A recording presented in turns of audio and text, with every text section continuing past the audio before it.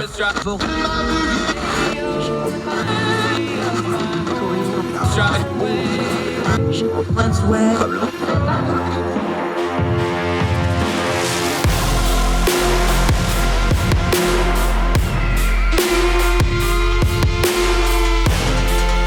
host, Andrew Donaldson. This is Heard Tell. Let's talk about how not to talk about certain issues. We're going to go over to the UK, but this happens in America too. I suspect it happens in other countries. The way you say things, ask anybody, ask your children, ask your significant other. How you say things matters almost as much as what you're saying. And in the cultural and political realm, it usually matters more because people want to hear things a certain way. They don't want to be talked to certain other ways. This is from Sky News. A government minister has suggested that people struggling with the cost of living could take on more hours or move to a better paid job. Rachel McLean, the safeguarding minister, just stew on that for a second, told Sky News' Kay Burley that those were some of the ways households could, quote, protect themselves as prices soar. Now, the UK is having the same inflation problems we are, and we're going to give you an example of how not to talk about it if you're a sitting office holder, politician, commentator, or just want to be a decent human being. Ms. McLean said that every minister was looking at the issue as consumers faced short-term pressures such as high energy and food bills, and added there was more help coming. So far, so good. And then it all went so terribly, terribly wrong. She added, quote, over the long term, we need to have a plan to grow the economy and make sure that people are able to protect themselves better, whether that's by taking on more hours or moving to a better paid job. And these are long-term actions, but that's what we're focused on as a government. Oh boy. No, folks can't just move to a better paying job. No, they can't just take on more hours.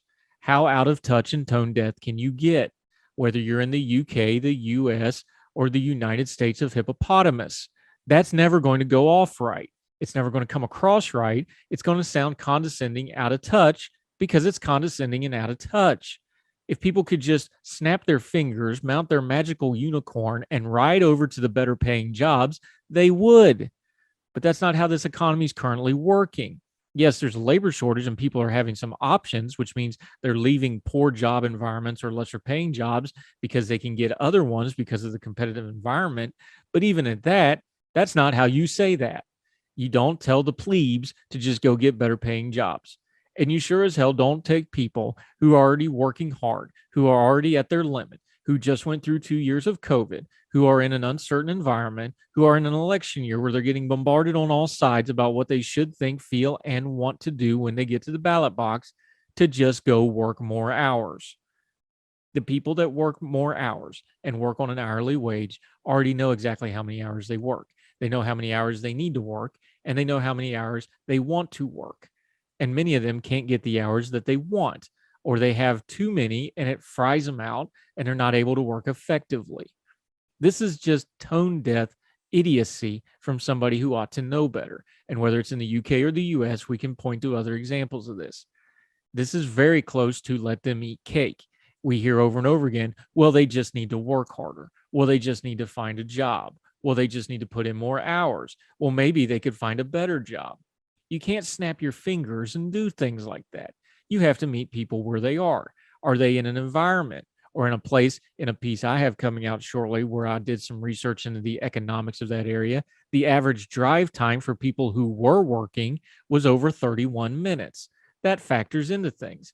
Is it worth them to drive 31 minutes for a minimum wage job? How much of a job do they have to get to make that drive not only feasible financially, but worth their while?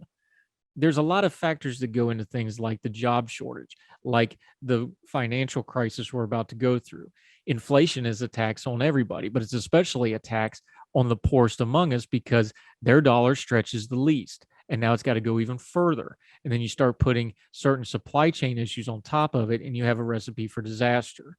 And for a poll or a commentator, or frankly, anybody else to open up their line of inquiry and their analysis of the situation with, just go get a better paying job or just work more hours is always going to make them look stupid, out of touch, and heartless. And it kind of is. You can't stop for a minute and understand that people who are working in an environment where we're constantly talking about labor shortages and the eponymous nobody wants to work, the ones that are already working are getting pushed to their limit because of those labor shortages. Good employees keep getting it handed to them and handed to them and handed to them because they're the only ones there. And eventually they reach their breaking point too. Don't tell those people to work more hours. And there's only so much upward mobility certain classes of workers have. Yes, you can try to get them more education. You can try to get them more training. You can do some things policy wise to open up an environment where they might have more options, but not all of them do. I am so sick and tired of unicorn rhetoric like this, the condescending rhetoric. It goes past parties and it goes past ideologies. Don't tell people to just go fix their lives, which is eventually what you're saying, like it's all their fault. It's not all their fault. These things are nuanced. The job market is complicated. The economy is complicated, and it's getting more complicated and less friendly to the workers. So before you open your pie hole, politicians, commentators, writers, talking heads on TV, remember a couple things.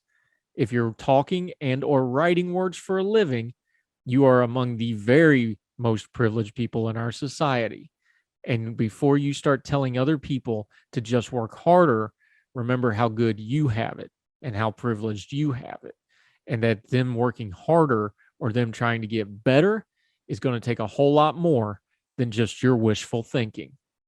Be mindful, be empathetic, be sympathetic, and above all, try to be a better human being. Because telling people to just do better when they can't is one of the cruelest things you can possibly do. More Heard Tell right after this.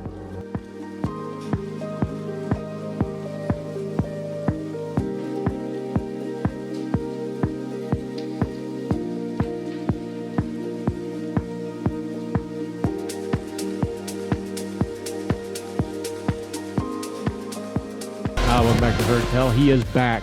Dennis Sanders, our good friend up in the Twin City area. He is a writer. He's a commentator. He's also a local pastor, man that wears many, many, many hats and does them all very well. He also has his own platform that we're going to talk about in a minute to do some writing. And he also joins us at ordinary-times.com. Dennis, how are you, my friend? I am doing well, doing very well. Always thrilled to talk to you, especially on this because we've been kind of kicking around wanting to talk about this for a while. But we were covering labor a while back. You did a little bit of pushback of how we covered labor, but let's get the bona fides first because you're from one of the great labor areas of the world, Flint, Michigan. Yes, I was born and raised in Flint. Both my parents were auto workers, so that meant that they were both members of the United Auto Workers, different locals, but both members, union members. So you've got that strong union background. You grew up in that area. But you've also seen the after effects where, you know, those great union jobs, those great union benefits didn't really play out for everybody too awful well, did it in the long run? No, and that's kind of the hard thing is growing up as I did in the 70s and 80s, Flint had that was the thing that was going on in the city. In the Flint area alone, there were about 80,000 people that worked for General Motors. And for those who don't know, General Motors actually had its start in Flint. Today, it is probably around 8,000. So that's, as you can tell, it's a huge amount of jobs that were lost that really, really changed the city in ways that are, I think, for a lot of people, unimaginable. Yeah, and this is a story, you're talking about Flint. You can talk about Youngstown, Ohio, where I have family that just decimated Black Monday, one of the real labor stories in the history of the U.S. Pittsburgh, anywhere in the Rust Belt. What you tell me, because you grew up with that, it's part of your DNA, that blue collar union labor, something that was a lot of pride in that. People said, I'm a union guy, and they meant it, and it meant something. But try to explain that to somebody of a later generation that just thinks of Detroit as, you know, the Detroit area and the Flint area and the economic recessions that happened as that faded away. Try to take people back to that time, growing up in that time when that was your whole identity almost, wasn't it? It pretty much was. And it was a kind of an age of people, it was sort of in some ways a family. Um, Lots of things that GM sponsored that were made up part of the community. And I think people had pride. This was something that you could go into without going to college and make actually a fairly good salary that you could support a family on.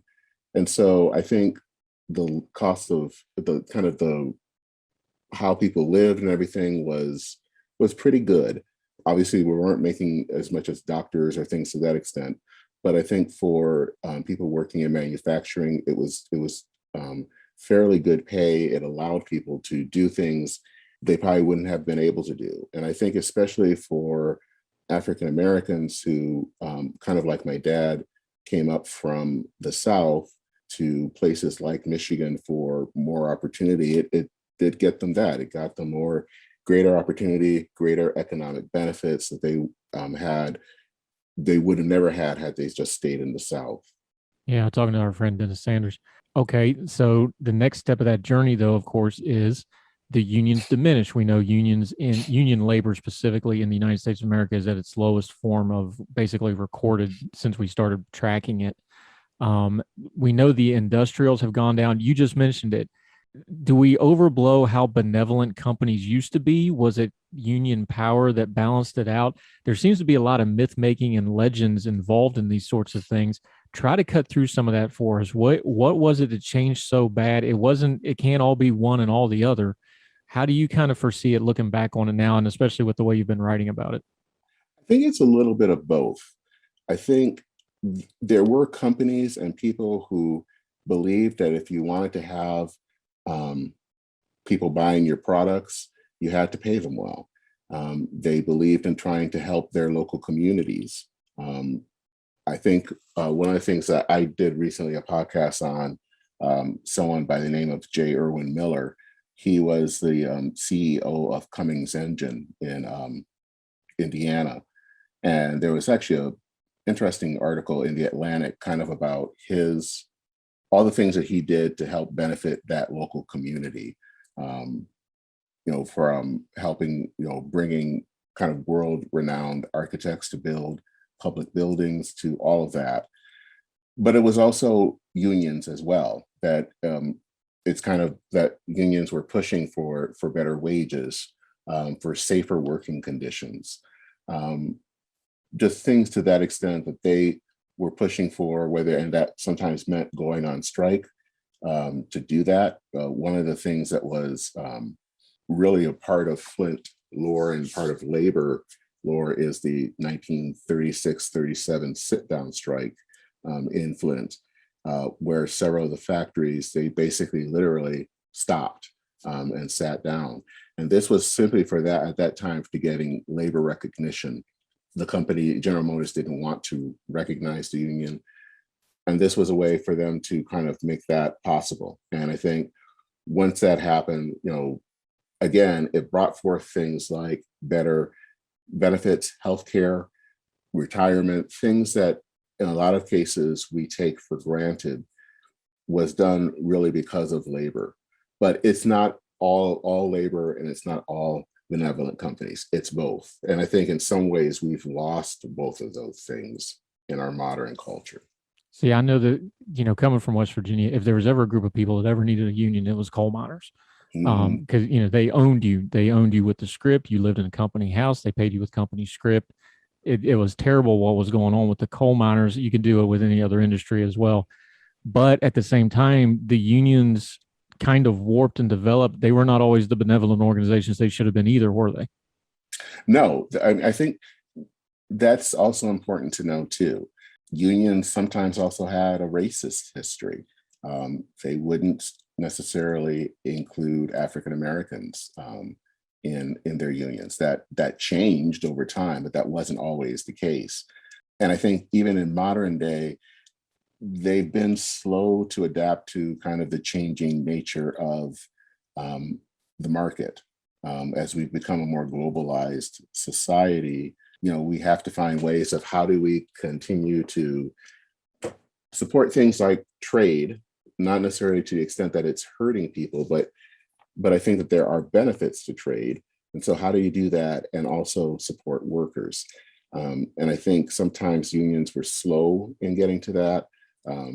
They were also sometimes slow in dealing with competition, especially with United Auto Workers in the 70s, as we started to see the rise of Japan, especially in the car market. I think both General Motors and the unions were not quick in trying to figure out how to compete against these companies that were now kind of making their way into the American marketplace. So, there are always drawbacks to unions. And I think I always want to say that, unions aren't perfect. And some of those problems do need to be lifted up. But I also think even as imperfect as they are, they do have a purpose in our society. Yeah. And one of the things, because people knock me and think I'm anti-union, I'm actually not anti-union. I don't think unions are a one size fits all solution. I don't think they're this panacea where everything a union does is perfect, because we know better with the record of that. This is one of the few things I think Europe actually does a better job than we do. Unions are not as adversarial. They're not as political. They work more in partnership. They're more symbiotic. How did it become so adversarial between unions and the companies? And again, it can't all be just one or the other, despite the way we're told it is, that it's just these evil, wicked companies. Look, companies got to make money too. How did this become so adversarial and to the detriment of the unions? Because we see the union membership, it's the lowest it's ever been. That's a good question. I don't have a great answer to that, except that I think sometimes just in American society, we tend to be more adversarial in our nature, as opposed to kind of in Europe. I think sometimes some of the different ways that our different societies came out of that. My guess is, especially in Europe, in the United States, we have not really had a history of strong socialist parties for one thing, whereas there has been a strong case of that. So part of adversarial relationship probably was shown more in the voting booth than it was in actually the workplace. As it is here, it's not as much shown in the voting booth, so it showed itself in the workplace. So I think that's kind of where the difference is. At least it kind of a guess from what I can observe. But I think that that's something that probably needs to change. I think that the adversarial approach that might have worked in the 1930s and 40s, when this was a new thing and companies weren't as amenable. But I think that we're in a different age now. And so I think that unions have to change with that, and maybe look at what Europe is doing, or to think about, I believe it's Oren Cass, who works with American Compass, which is a conservative think tank that tends to be more pro-labor, but thinks that we should have something that maybe is, instead of working with one company, that it's the union is more based on different industries. That makes it a little bit less confrontational, but more kind of working together. So I think that there is definitely room and a necessity for unions to change with the times. Just because they exist doesn't mean that the way that they are structured now is the way that they should always be structured. Yeah, the old they call it the working guild or the trade guild model. Exactly. We're talking to our friend Dennis Sanders. We're going to continue with him after the break. We're going to continue to talk about labor, union and otherwise, and also he's got a great example of how labor and things change with Kmart and Sears a lot, and the downfall of it, except in one place where it's still thriving. We'll talk about that when we come back. Our friend Dennis Saunders on Heard Tell right after this.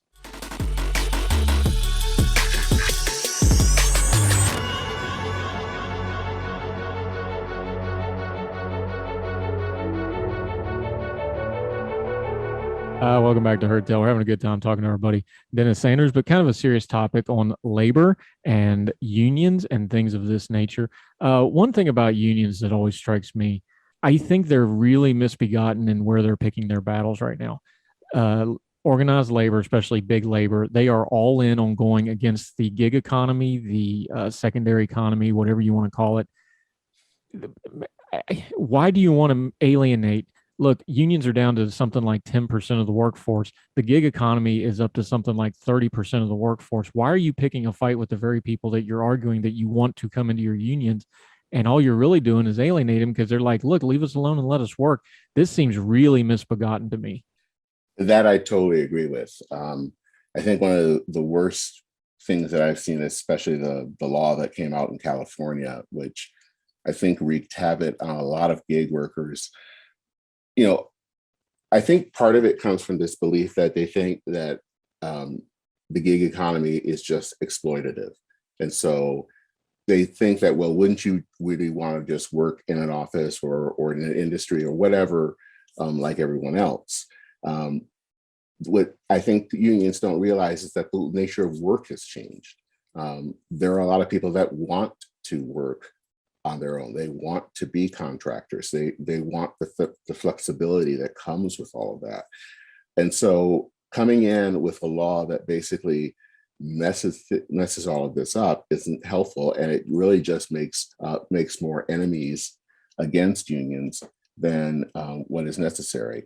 I mean, if unions want to be of help in this changed economy, then what they should be about is trying to create guilds or things to that extent that would help people who do go into the gig economy, instead of trying to basically mess up what they want to do, which is to work independently, and to call their own hours.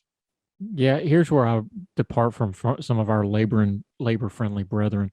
I think you absolutely have a right to start a union. I've been a supervisor in a company that was non-union. We had it hanging on the walls. I've facilitated the meetings for union reps to come into the non-union rep. We set them up in a break room. There's very specific rules how you have to handle those things. I've done all that. I've interacted with them. I know how those things work. My thing is, you absolutely have a right to have a union, but that also means you should absolutely have a right to not have to go through a union to make your livelihood. And that just seems to be the disconnect with some of the big labor folks and people that I know that are genuinely pro-worker, and they really believe that that's the best thing to do. If you're just changing one tyranny of a company to the tyranny of a union, and especially if you have a union that also has the backing of the federal government, which all too often is the case nowadays, there's no way you can convince me that that's pro-worker, because if the union has the backing of the government and you don't have a choice to be in the union or not, where's a worker go then? Yeah, and I agree. One of the things I remember growing up that I can just remember, even as a kid, I didn't like this, is the whole concept of I think they would call it a closed shop, where basically if you took a job, you are automatically part of the union. And there was a part of me that was bothered by that, because you didn't have a choice of whether you wanted to be in the union or not. And I get what they're trying to get at with collective bargaining and all of that, but you've taken that person's choice of what they want to do out of their hands and just made them and just forced them to do something that they don't want to do.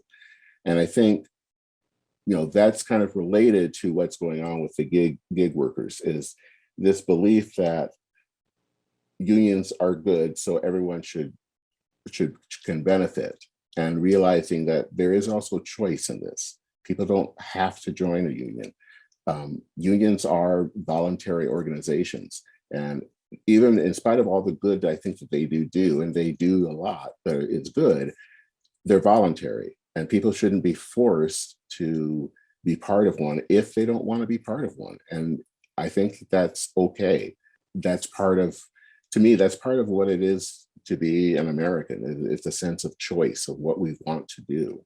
It's part of what's killing the unions too, that the Yeah. union was always supposed to be the voice of the worker. Well, everybody's got a voice now because they all have social media accounts. Like, they can Google what their company's doing. They don't need their union rep to explain stock options to them. They all has technology just kind of made part of what the traditional union was obsolete. They've made part of it. I don't think they've made all of it.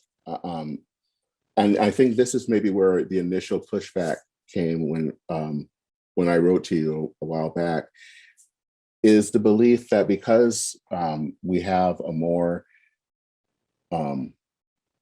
atomized society, social media, things that allow us to speak up, we tend to think that we have more power than we used to. And I think that there in some cases that's true, but in other cases it's not.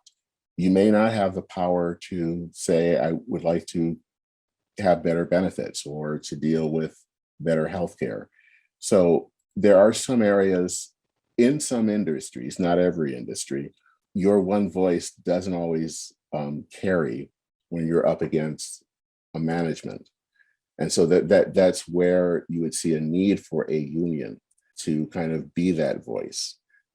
Where I think the caveat is you have to want to have them be your voice. They can't just come in and be your voice. That I think is wrong because that turns people off. People don't want to have something being done for them. And in some cases, they don't want necessarily a one size fits all thing. So unions are still necessary, but in this day and age, in the age of social media, in the age of a gig worker, it's not going to operate like it did in 1968. We're not that economy. And that's, I think, part of the problem of why unions aren't doing as well is because they haven't necessarily always changed with the times.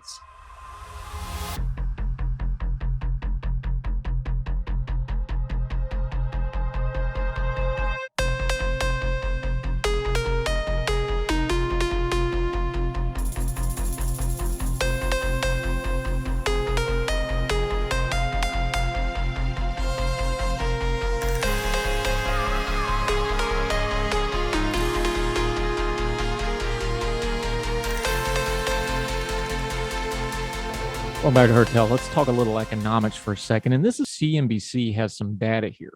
Is we talked about underlying effects in the economy that doesn't show up. One of them was the service workers. When schools are closed, they don't have childcare. So people that pick up shifts and things like that, they don't have the ability to work. That messes with the data. It messes with the economy. Here's another stat that's showing up now that we're post-COVID, but still happening. 42%, this is according to CNBC, we'll link to it in the show notes, of service workers have no input into their schedules. You think, well, nobody has an input in their schedules. We're not talking about whether they work or not. We're talking about when they work. Listen to these statistics. There were more than 15 million people working in retail services in May, according to the Bureau of Labor and Statistics. When it comes to precarious schedules, though, workers in these fields experience an array of offenses. In the fall of 2021, for example, workers reported the following. This is a survey. 64% of workers received less than 2 weeks' notice of their forthcoming work schedule. 57% experienced shift time changes, including having 1 day or less notice of these changes. 36% were scheduled a closing shift with an opening shift the following day. And 42% of workers had no input at all into the timing of their work schedules. Now, you might be rolling your eyes a little bit and going, well, what does that matter? Well, it matters a lot when you're talking about 15 million people who can't schedule more than a day or two ahead of time. And you start thinking about things like childcare. You start thinking about things like school. You start thinking about their own contributions to the economy when they might do their own shopping or their own travel or their own whatever else.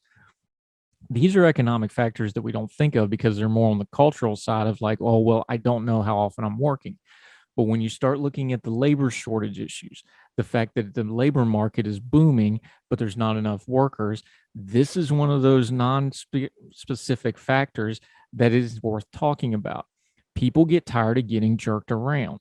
And when they have an option to go to a different job, it's stuff like this on top of pay, on top of benefits that really affect whether or not they stay in a job. So the high stress, high mobility jobs where the schedules are bad, and especially with non-great employers who are addicted to last-minute scheduling, this kind of stuff is why you're having trouble hiring people. It's one of those stats that doesn't show up, but it's starting to make a difference and something worth considering. More Hertel after this.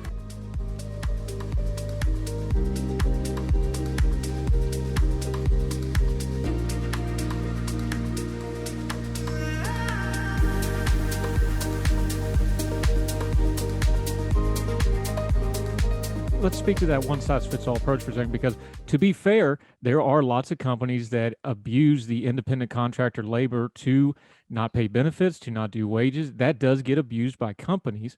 The thing here, though, is I don't know that a one size fits all, well, we can just unionize the entire gig economy is going to work, because the gig economy organically grew because it went into, lack of a better term, gaps of employment, people that wanted more freedom, people that wanted more independent thing. Companies rose through those things.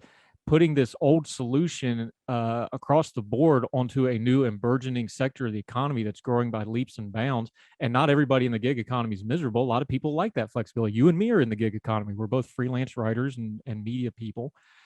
I think this may be just one of those things where we're trying to do an old solution to a new problem, and you're just going to end up making a bigger mess. Am I wrong there?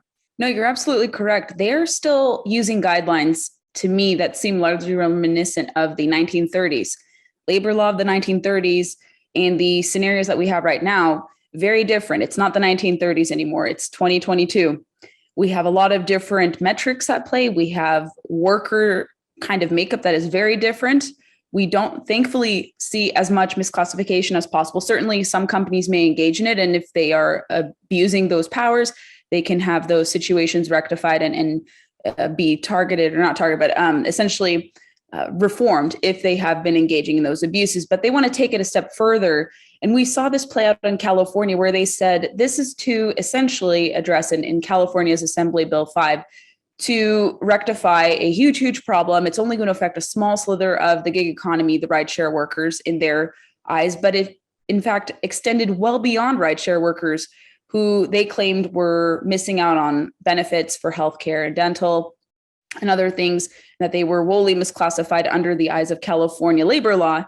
But it, of course, like every law with unintended consequences or intended consequences, I think in this case, they saw successful, highly skilled independent workers who don't really hinge their work output on the need for benefits or the need to unionize. They saw their workload shrink demonstrably. I know on the offhand that a lot of people had to either give up gig work or freelance work altogether. They had to move to a different state. They had contracts canceled on them because people from out of state were very scared about what California's law would entail and said, well, we have to unfortunately cancel your contract because of the new labor law that California has into place. So a lot of people in California saw a huge loss of work. I think it's probably upwards of at least 1 million people. There's no key figures yet, but I know at least that figure, a lot of people in either a permanent fashion or at least a partial fashion have seen their freelancer livelihood eroded in some capacity. And I wish they did have those numbers more, but I was told by people that at least 1 million people have seen some sort of setback in terms of their employment status and kind of their success as freelancers. And we see these kind of copycat efforts in other blue states. In Virginia, and actually in your state of West Virginia, I know the governor signed into law last year, probably one of the strongest independent contractor worker laws in place to ensure that the IRS standard and the common law standard would be adhered to, and that companies, especially labor unions, companies that work with labor unions or labor unions themselves, would not abuse claims of misclassification to displace independent workers from the workforce. And Virginia is starting to see that language too. Like you had mentioned, I was in the process of testifying, and they at last minute carried the bill over to next year. It's a good thing. So the Democrat-controlled Senate wouldn't kill the bill, which is ripe for potential. And they wanted, the governor's office, I was told, wanted to rewrite it or lend some commentary a bit more to make it stronger. So there is an interest from this new administration in Virginia to pass it. But you see, obviously, California and a lot of states responding to California in the opposite direction to protect independent workers, because I think red state governors largely recognize that this is a burgeoning workforce. There's largely no misclassification, or very limited instances when it's an independent worker who voluntarily engages in a contract with companies. Probably like you, I voluntarily enter agreements with companies. It's mutually agreed to terms. I get to decide and agree to the payment. If I want benefits, I can set aside money myself. That's not really something I hinge my work output on, because that's very minor. If I wanted to do that, I would have stayed in a 9-to-5 job. But essentially, I think people, especially big labor, misunderstands why people go into this. And I think they're kind of ignoring where the trends are going, economically speaking. Especially in the wake of the pandemic, we see a lot of people leaving 9-to-5 jobs in what has been billed as the Great Resignation, or now the Great Reshuffle.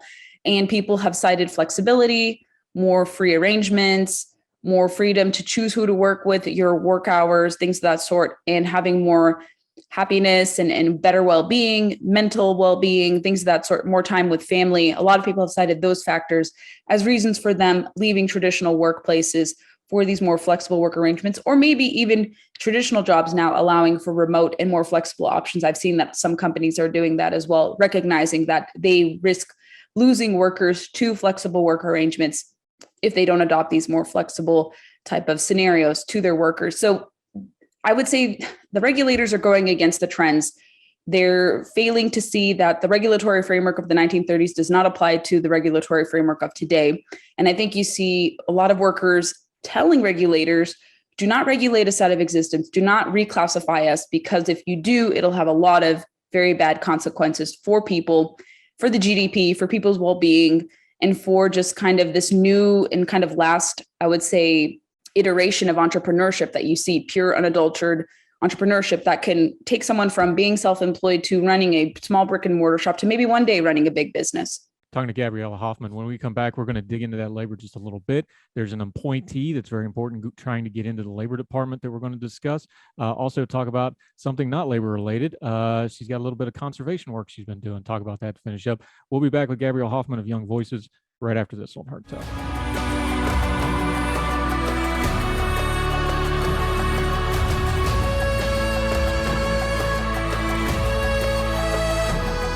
Welcome back to Heard Tell. We're continuing our conversation with Gabriella Hoffman. All right, here's something that we get into with social media a lot. People want to equate, especially people that don't want to argue in good faith, that, well, if you're against unions, you're against labor and you're against workers. I'm not against union. You'd mentioned it. I'm from West Virginia. Look, if anybody ever needed a union, it was the coal miners. And talk about the 30s, even before that, Blair Mountain back in the teens and 20s. It's not that I'm against the unions. I'm against the current attenuation of big labor unions in America as they exist now, where they have the kind of antiquated model like you talked about, and it becomes a power structure. And now that you have a power structure like that, that is combining with the force of the federal government to give them what they want, my fear is these labor unions, and I think we have some data to back this up, when you talk about something like the gig economy, you're going to be trading one poor taskmaster for a new taskmaster that's even got less ability to fight against it. Yeah, with the discussion about enhancing big labor, so you've probably heard about the Protecting the Right to Organize Act, which is kind of the federal companion to California's AB 5. And this would be a complete restructuring of employment law, labor law as we know it. And I think a lot of us argue that it would take us back to the 1930s.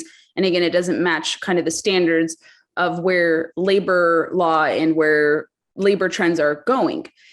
And the PRO Act, in addition to kind of reclassifying, or in their words, addressing misclassification concerns of workers, they would essentially repeal right to work. So states wouldn't be able to operate. I think there are 27 states right now in the country, West Virginia and Virginia being one of them, that allow their workers to not have to join a union as a prerequisite for employment. So they would essentially make it so you repeal right to work and to have your employment hinge on union membership. Additionally, you would give greater oversight to labor unions under the PRO Act if it were to pass. That would essentially make it so union bosses would essentially dictate the affairs of employer-employee relations. So an employer will essentially have to give worker information to these union bosses, who are now intermediaries in businesses if this hypothetical situation were to play out. And we don't know exactly what information they would obtain. Would they obtain a worker's social security number, their birth date, home address, bank account statements? Essentially, how much power are we giving them, and how much private information are they going to be able to have at their disposal? So a lot of critics of the PRO Act have said there's a lot of privacy concerns, especially giving labor unions more emboldened power to carry out these actions. So there's privacy concerns, there's obviously free association concerns, and essentially the unions would gain or seek to gain or potentially even become like $3 billion richer. And they're a pretty influential, financially wealthy welfare organization. That's how they're classified, I guess, in the nonprofit space. And they would essentially become more wealthier, all the while disempowering a workforce that's about 3 times as larger as them. So this would give unions unchecked power. You wouldn't be able to contest a case against them. You wouldn't be able to withdraw yourself from a union. They would make it extremely hard for you to not have your work be conditional on union membership. So everything would be at the behest of unions, and you wouldn't be able to prove otherwise, or you wouldn't be able to identify otherwise. Even if you're self-employed, they want everyone, I hate to say it, to return back to a traditional job, a 9-to-5 job, even though people are willingly and voluntarily leaving 9-to-5 jobs. You can't force people back into those arrangements. And we saw the pandemic actually give license to the fact that you can go away from a traditional job and you don't need a union. And you probably have seen the headlines where, even though there was often discussions about different companies allowing their workers to organize, or different worker organization efforts to collectively bargain in Starbucks and other different conglomerates, we saw a shrinking of the union workforce in this country over a year. It went from 10.8% of the workforce to 10.3%, despite the big media push, despite big labor supposedly being more emboldened, despite a lot of the puff pieces and the positive stories about this is people have a positive view of unions, but for some reason the union workforce is shrinking. And there's a disconnect between the argument, because how could such glowing, raving reviews of these entities, which if you look at the polling, they're actually more mixed. And if you look at kind of more bipartisan polling, not polls conducted by labor unions, it's actually more mixed or kind of in the negative for labor unions. People don't want to change what currently already exists, including Democrats who may be supportive of big labor aims.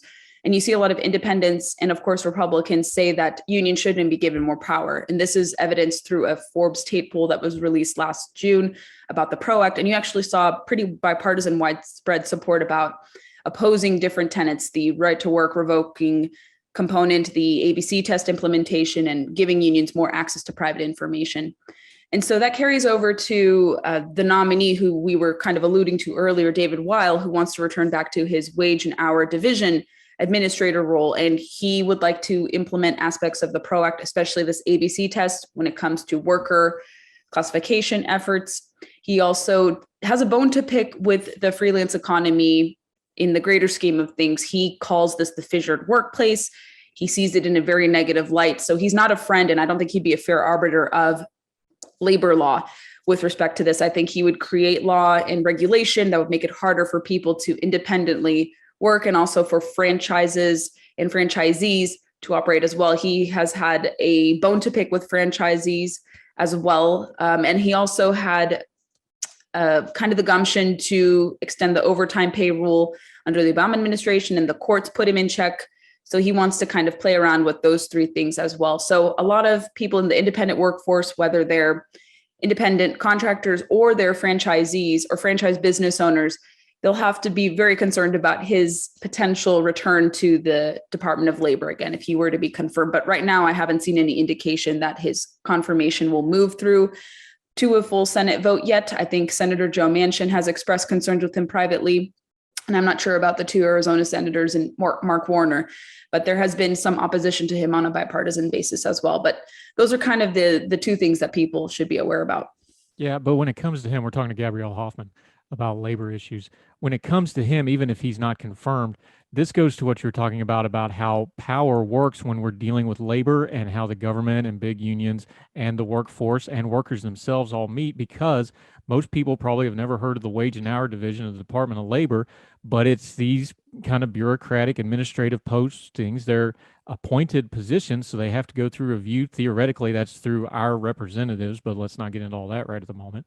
That's a position that has immense power when you start talking about things like the gig economy, doesn't it? So just explain for a second, though, this is really important. That it sounds kind of like, oh, well, this is just a government posting. No, this really, really matters if you're trying to be an Uber driver, or if you're trying to work for Amazon as a third-party carrier, or pick whatever you want, freelance writing, whatever the case may be. Yeah, if he were to return back to the agency, especially with his animus towards it, I think that presents a huge conflict of interest. You're supposed to be a neutral arbiter.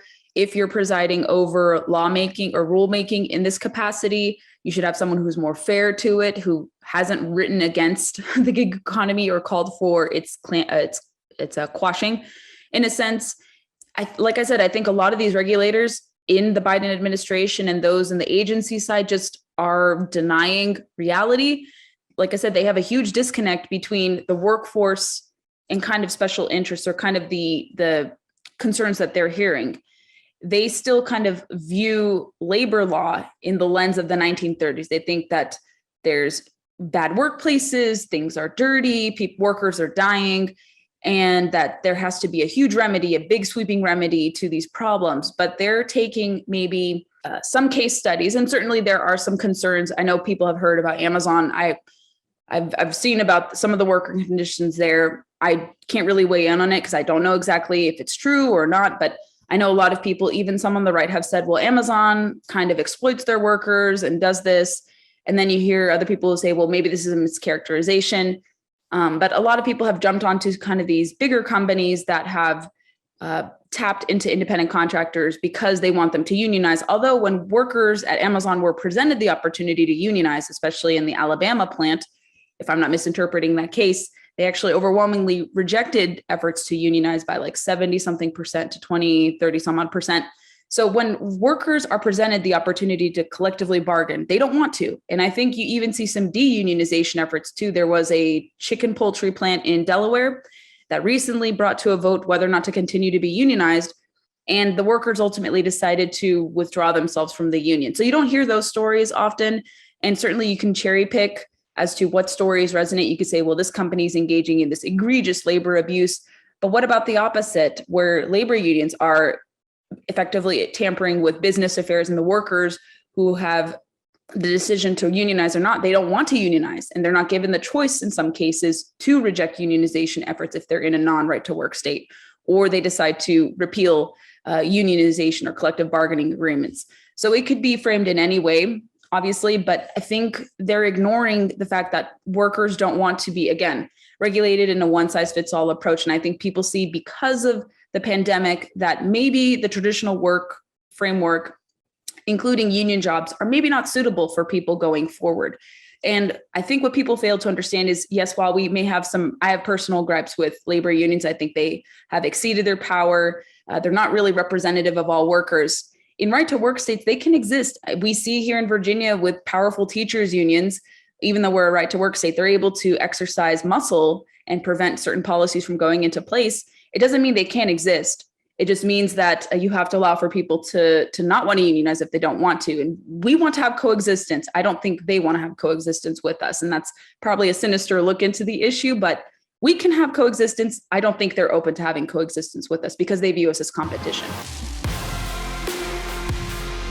All the music on Heard Tell is provided under a Creative Content license from monstercat.com.